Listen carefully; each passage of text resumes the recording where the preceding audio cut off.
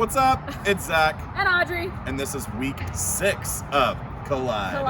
Can I get a Go Frogs? Can I get a Sick 'em Bears? Mm-mm. Hey, we're just trying to show some college pride. Mm-hmm. We love our schools. And I mean, Horned Frogs over here. Pretty cool mascot, right? I mean, Okay, but like at least our stadium doesn't look like a toilet bowl. okay, well, TCU. Where even is Waco anyway? All right, chill. Why are we even in this argument? You might sit and be in an argument like this and you're like, why am I doing this? And then your emotions get all pent up and you get upset, but really, if you look deeper, there's something else going on in there. So let's go to Nate, and he's gonna tell us what James says about this. All right, so we are finishing up our series in the book of James, talking about our life and our faith colliding, right? So today we are in James chapter 4, verses 1 through 14. You can go read that passage now, or you can read it together with your small group afterwards.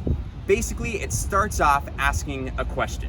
James says, what is it that causes quarrels and fights and arguments amongst all of you in a community? And then he immediately answers it in verse 2 by saying, is it not that your passions are at war within you? So in other words, he's saying, is it not that your own selfishness and your own sin is causing the issue? He says you desire things that you don't have, you get mad about it. He says you get jealous about what you don't have, so you start throwing a fit. And he says, and you ask for things, but you do not receive because you're asking wrongly. You're asking sinfully and selfishly. And then he goes on to say that being selfish is befriending the world. It's being a friend to the world. And the world is filled with sin and selfishness, right? And just like these two trucks that are colliding next to each other, your sin is always gonna put you head to head with God.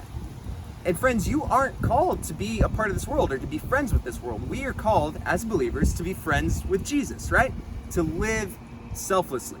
One of my favorite verses in all of Scripture is 1 John 4:19, which says, we love because he first loved us. And I think that's so applicable to all the ways of Jesus, right? We are called to follow the way of Jesus. And I think in the same way, we love others because he first loved us. We are selfless because he was first selfless. We give grace because he first gave grace, and so on and so forth.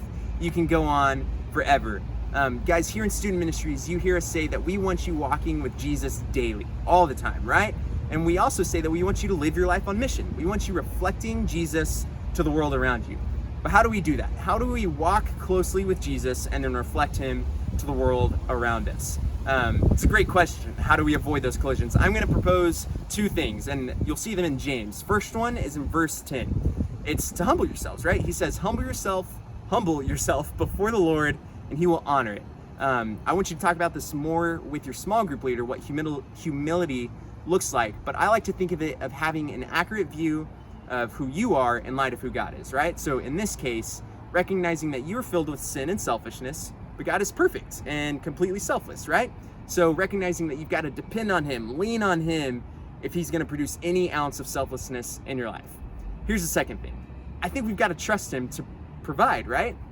James is talking about all these desires at war within us. So we've got to trust that God is ultimately going to be the one that satisfies all of our desires, right? It might not look or be the things that we want, but we ultimately know that every good and perfect gift comes from him, right? And it's going to fill us with joy. We talked about that in the first week of this series in chapter 1. So when we do that, when we adopt that posture of humility and of trust, it ultimately becomes easier to admit when we are wrong, when we are being selfish. It becomes easier to forgive and to receive forgiveness and to apologize.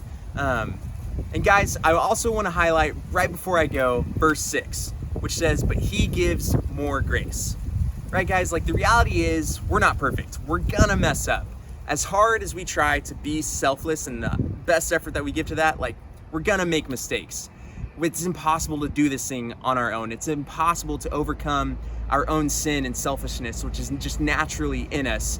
And Jesus knows that, right? Like he knows that it's impossible to do that. So he came down to collide with sin and fight it for us. And he won, right? He put sin to death when he died on the cross and was buried. And then he shows that he has power to offer life and victory over sin and death when he rose back alive from the grave. So guys, I want to leave you with this last thought. What would it look like if you responded to collisions and all the selfishness in you and all the arguments that you find yourselves believing that with Jesus, you have the opportunity to respond differently, right? I want you to ask yourself, what would it look like to everyone around you if that's how you acted, and if that's the lifestyle and the mindset that you adopted? What would that do for them and their perception of Jesus? Thanks, Nathan. Hey guys, we are so excited and happy that we got to walk through the book of James with you guys. We hope that this book challenged you to just make a difference in this world. Yeah, when we're living a life for Jesus, our faith is going to collide with our real world. So go out into the world and find ways that you can make a difference by living out your faith.